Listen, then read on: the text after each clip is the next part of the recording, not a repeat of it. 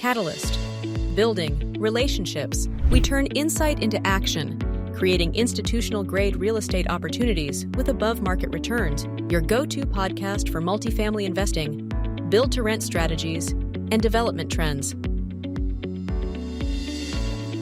Mike, Susan, thanks so much for taking some time, man. I appreciate it. It's always a pleasure to talk to you. Yeah, we just we started this kind of interview series and just want to, really provide some context and some color to our investors and just also, prospective investors for us. So I've always found you to be a kind of a wealth of knowledge when it comes to what makes tenants tick, what makes a successful lease up, what makes a successful operation post lease up. So, Mike Susan is a senior director at Greystar. He and I are working on 4 or 5, maybe actually 6 projects now that I think about it together.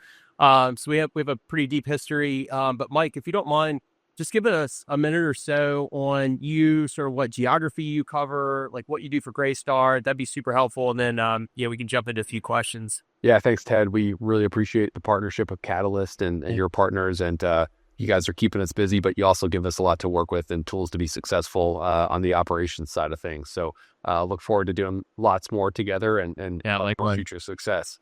I've been with Greystar for just over 6 years, joined the company as a director 4 years ago, jumped into the senior director role. And at Greystar on the operations side of our business, that means, I'm responsible for our third-party management business in a defined territory. So my territory is primarily Charlotte, but we do have a presence in the Triad. Fortunate to have boots on the ground there with a dedicated Triad-based regional property manager. But the bulk of the business that I'm responsible for is in the Charlotte metro area. So we run about 125 properties, 31,000 units for our third-party clients here. Work with about 75 different ownership groups, supported by a great local team of 19 regional property managers, 4 directors, all the support services that you could think of based in Charlotte, marketing, regional maintenance, construction management, et cetera. So really talented, deep team. And we're fortunate to really just be able to focus on our territory, but enjoy the scale and support of global Greystar.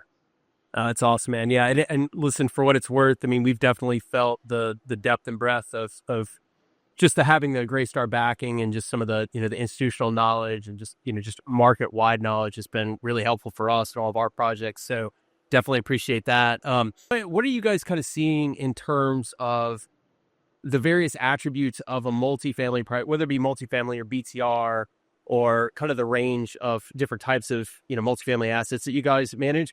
What are you seeing as being most attractive to tenants nowadays, and not necessarily just physical, it could be something in regard to community building, but just give us a little bit of sense of maybe what is really working right now, what tenants seem to be really drawn to, what's really kind of popular in the marketplace right now, if you don't mind. Of course. I mean, I think not to digress immediately, but the headline today is supply. So before they are residents at one of our communities, they are prospective residents. And what's important to prospective residents in a really competitive environment, I think that polished digital and physical curb appeal and excellent communication, personalized follow-up through that leasing journey is paramount. And it's really table stakes in not just any kind of leasing environment, but today's kind of hyper competitive leasing environment. It's paramount. But beyond that, I think,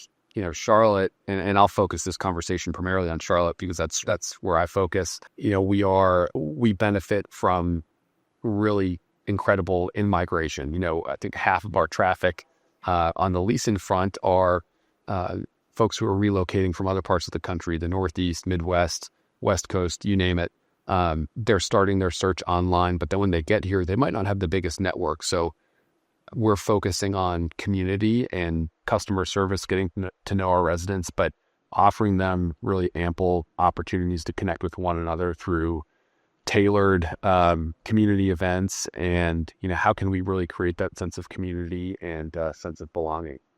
That's awesome. One of the things to that end that we've noticed in working with you guys is that it's so, and you guys do such a great job of this, it's so critical having that leader, like the actual person that's on the ground that is kind of leading the other leasing agents and the one that's really in charge of the communication with tenants and kind of walk them through that journey. So no, that's great feedback. So let me ask you this too, just I guess part B of that question is, what do you think is also creating that retention? So once you get them there, once you guys do what you do a great job and you get them excited and you ultimately sign them up as a resident.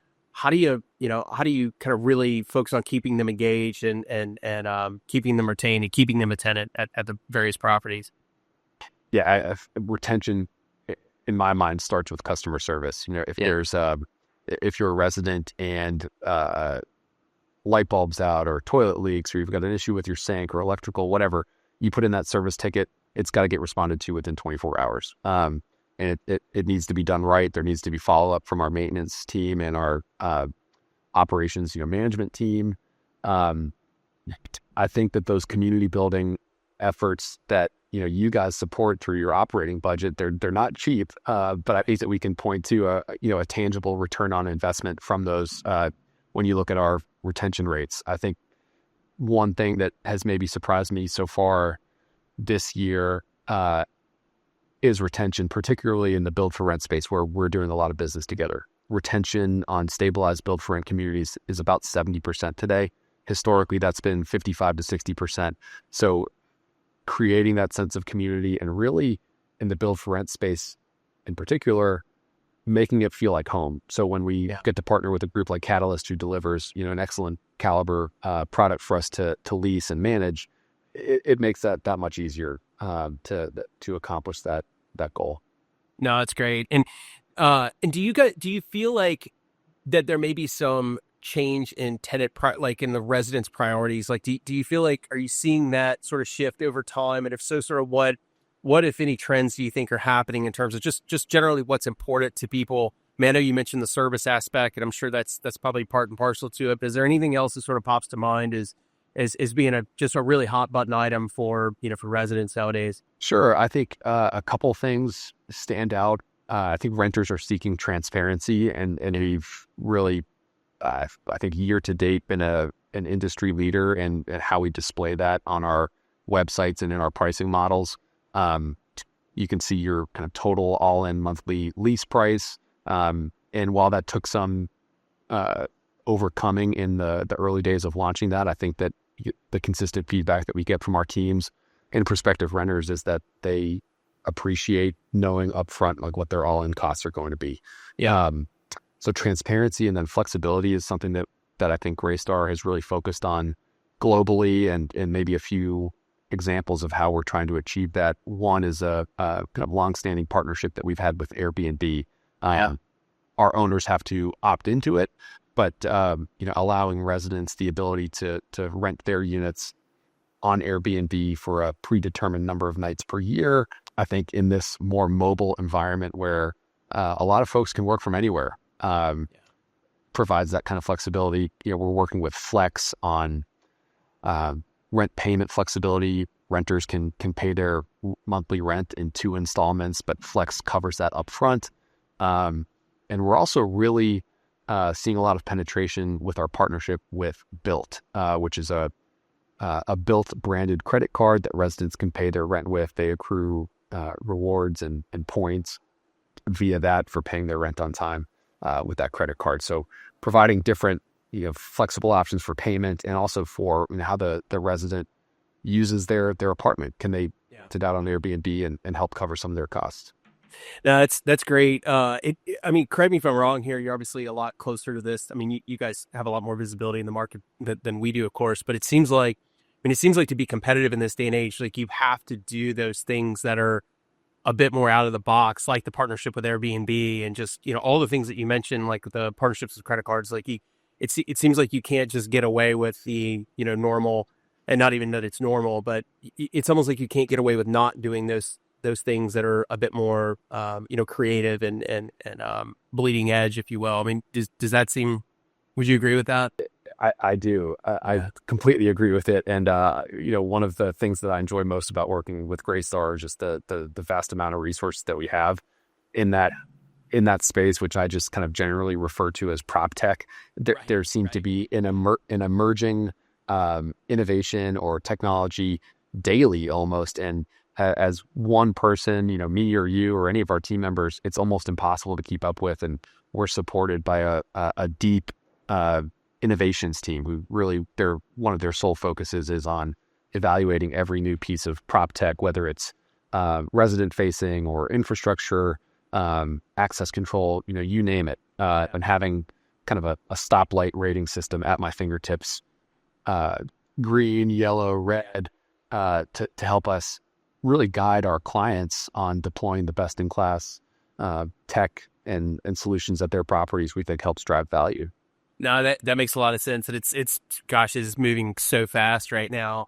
Well, I mean, on that note, I'm sorry to interrupt, but on that note, like, yes, the industry is evolving so fast in many ways with technology and with design, but I still feel like on the operations side, people are at the core of our business. And just getting back to, I don't want to keep talking about customer service and follow up and maintenance service, but the curb appeal, those are all things that we can control by having great people on our team. So the investment that we continue to make in people, I think, is hopefully helping us outperform. No, that's great. I mean, from what I'm seeing on our side of the equation, I mean, that's very real and palpable. And it seems like it's, I would agree with you. It's like, it's the most important factor, right? Like, you can have an awesome tech stack, but if you have the wrong person that's, facing the prospect, then it's going to be an uphill battle. So one last question, and I'll let you go here today, but what are you guys seeing that is really interesting, innovative on the marketing front that's out there? It's always a space that's pretty fascinating to me. So really getting those eyeballs kind of on the property for the first time, getting them, to the property for the first time, et cetera. What are you seeing out there that's interesting to you? Yeah, it's critical. As we mentioned earlier, half of the traffic for rental properties in Charlotte is moving here for the first time, right? So they're likely doing a lot of desktop or phone or tablet shopping before they even visit Charlotte. So that digital presence has to be excellent. We've really been focusing on social media for a number of reasons.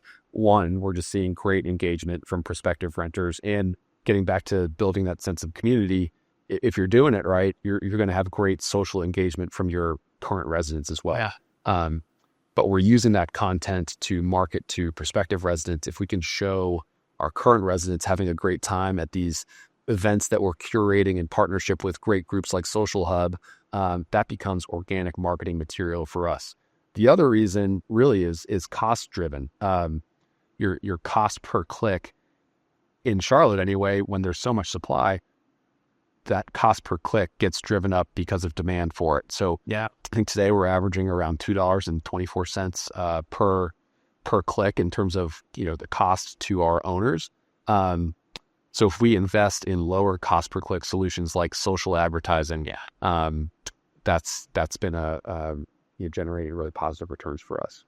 That's great. And I we've seen it at some of the BTR projects that we have with you guys, where the leasing brokers or the leasing agents will just do a very sort of informal video, right? Like, they'll just kind of have their phone and they'll sort of walk around, do a floor plan tour, and it seems like it's incredibly effective. It comes across as very authentic, right? Because it's not overly produced, and it seems like we've seen, at least in our properties, that's been that's worked really well, and it seems to be a really low cost way to get eyeballs on a property. So definitely kind of feeling that on our side as well too. So it is, and I think that's kind of a byproduct of what our teams persevered through during the pandemic. Right. Had to get really creative, and heard of leasing professionals, doing a lot of FaceTime tours, where they weren't really used to doing that pre-2019.